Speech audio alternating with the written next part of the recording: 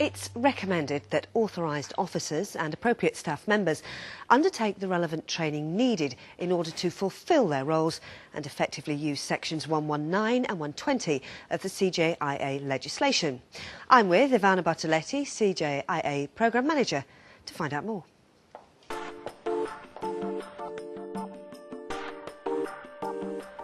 I'm joined by Ivana Bartoletti. Ivana, tell me about your role.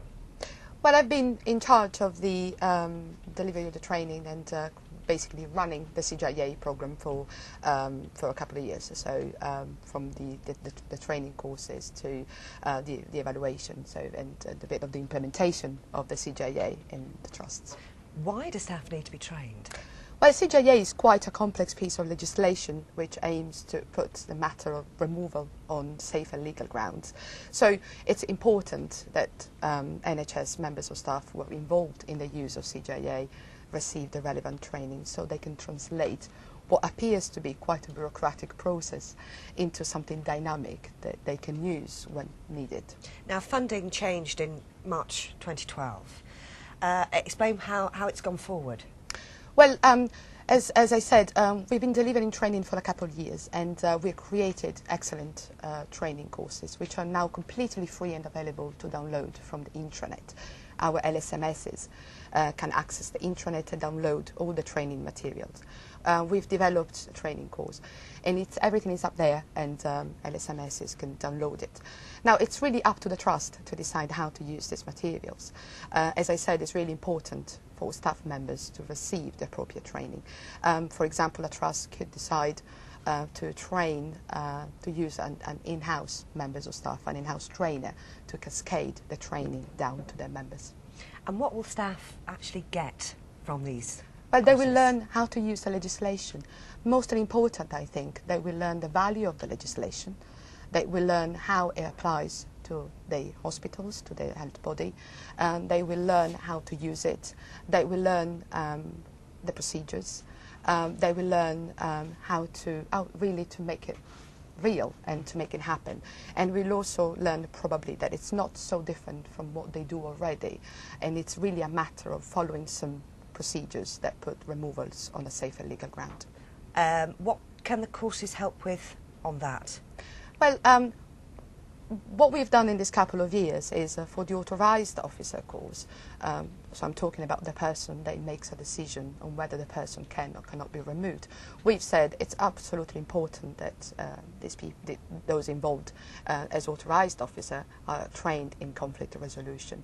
As far as those that would really carry out the removals, it's absolutely important that they are trained in physical interventions. Most of the security staff and even clinical staff are.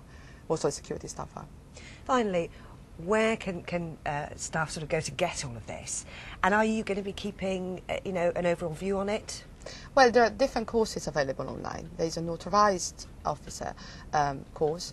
The course we've developed is a 3 days course, and it's completely available for free online and accessible to LSMSs.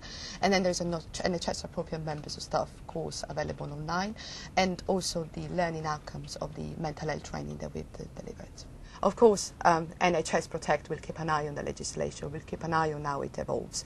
We have a constant relationship with the local security management specialists, and we also have area security management specialists that oversee the different regions in the country.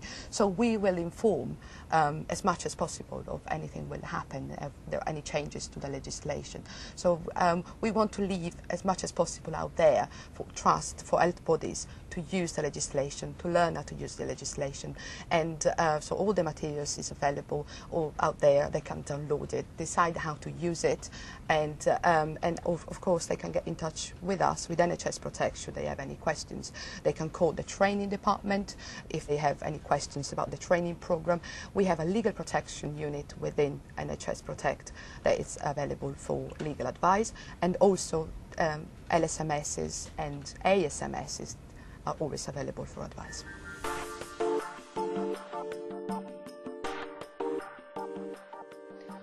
While training on the legislation isn't mandatory, it is highly recommended that staff are trained. NHS Protect has trained staff on using the legislation since 2009. All the training materials are now available for health bodies to use as they wish. If you have any queries about the training materials, NHS health bodies can contact the NHS Protect Training Department on 02 476 245500.